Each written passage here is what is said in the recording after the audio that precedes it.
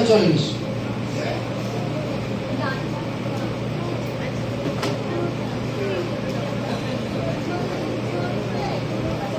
Hallelujah. কিন্তু প্রভু তাহাকে কহিলেন, তোমরা ফরাসিরা তো পান পাত্র ভোজন পাত্র বাইরে পরিষ্কার করিয়া রাখো, কিন্তু তোমাদের ভিতরে দৌরাত্ম্য ও দুষ্টতায় ভরা। নির্বোধেরা যিনি বাহির ভাগ নির্মাণ করিয়াছেন তিনি কি ভিতরের ভাগ নির্মাণ করেন নাই? বরং ভিতরে যা আছে তাহা দান করো। আর দেখো তোমাদের পক্ষে সকলই সূচি। Hallelujah, hallelujah.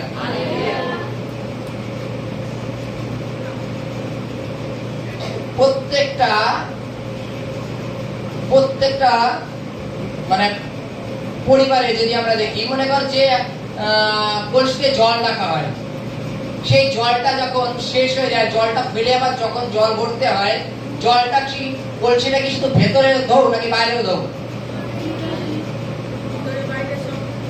ভেতরে বাইরে দুই দিকে দাও,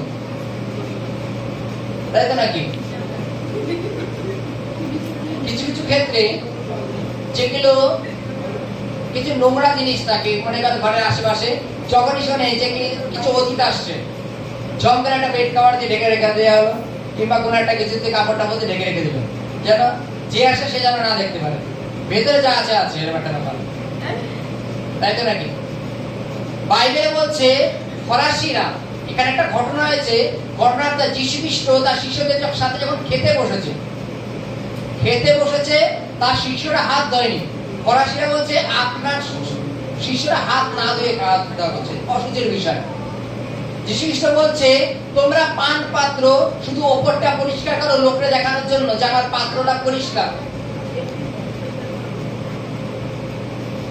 আমরা পরিষ্কার। কিন্তু বাইবেলে বলছে ভেতরটাও আগে পরিষ্কার করো, শুধু ওপরটা পরিষ্কার করলে হবে না। আমরা প্রার্থনা সভাস্থলে আসলাম, অথচ সুন্দর পরিষ্কার জামা প্যান্ট পরে আসলাম, সাবান দিয়ে স্নান করলাম, শ্যাম্পু দিলাম, ফ্রেশ হয়ে আসলাম, কিন্তু আমাদের মধ্যে দৌরাত্ম্যে ভরা, এক কথায় পাপে ভরা, হিংসায় ভরা, ক্রোধে ভরা, লোভে ভরা।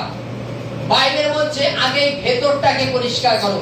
যিনি বাহারি ভাগ নির্মাণ করেছেন তিনি কি তোমার ভেতরে নির্মাণ করেননি? হালেলুয়া।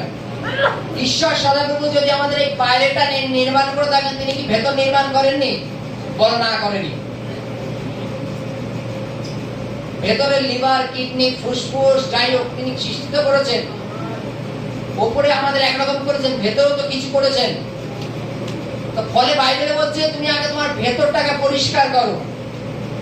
খাওয়ার সময় শুধু হাত ধোয়াটা না, তার থেকে সব থেকে বেশি ভালো তুমি তোমার মনটাকে পরিষ্কার করো।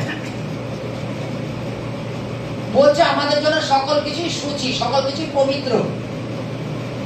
লাইটে কি বলেছে রাখো, যে তোমাদের মধ্যে ভেতরে যেটা আছে সেটা দান করো, সেটা দান করো, দান করতে বলছে। দেখো 21 দেখো 41 লেখা আছে বরং ভিতরে যা আছে তাহা দান করো। হালেলুয়া। আমাদের অন্তঃকরণ থেকে যদি আমরা দেখি জাগতিক সন্তান যেভাবে আমরা হয়ে থাকি, আমাদের মন থেকে প্রতিনিয়ত গন্ডগোল, অশান্তি, হিংসা, বিভেদ, লোভ এগুলো বের হয়। কিন্তু যখন আমরা প্রভুতে কনভার্ট হয়ে যাই তখন আমাদের মধ্যে কি হয়, জগতের স্বভাব যেন না থাকে, আমাদের মধ্যে যেন পবিত্রতা থাকে, আমাদের মধ্যে যেন ধার্মিকতা থাকে। বলছে তোমাদের ভেতরে যেটা আছে সেটাকে বের করো। যদি আমরা পরিবর্তন হই তাহলে আমাদের ভেতরে কি থাকবে?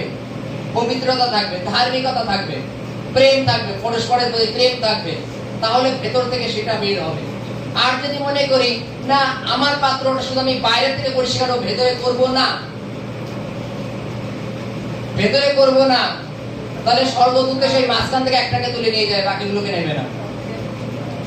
তুমি ঠিকঠাক হয়ে বসেছো, ঠিক আছে, কিন্তু স্বর্গদূত এত লোকের মাঝখান থেকে একজনকে তুলে নিয়ে যাবে, বাকি জন জায়গায় রয়ে যাবে।